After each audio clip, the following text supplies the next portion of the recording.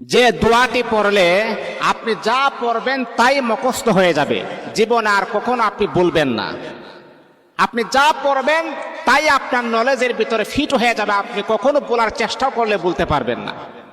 ইমামে আজম রহমাতুল্লাহ আলাই বলেন, আমি যখন প্রায় সময় ম্যাক্সিমাম সময় যখন এই দোয়াটা যখন আমি পড়ি, আল্লাহ পাক রব্বুল আলামিন দোয়ার বদলতে আমাকে এমন ব্রেন, এমন শক্তি আর এমন ফখর আমার আল্লাহ দান করেছেন, আমি যা পড়ি একবার আমি বলতে পারি না। দোয়াটি হচ্ছে আল্লাহুম্মা ইন্না নাস্তাঈনুকা আলা তাআতিক। এই দোয়াটা পড়বেন।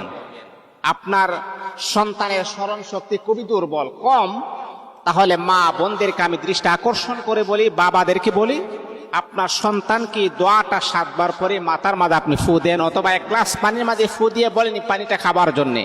দেখবেন আল্লাহ পাক রব্বুল আলামিন আপনার সন্তানের মেধা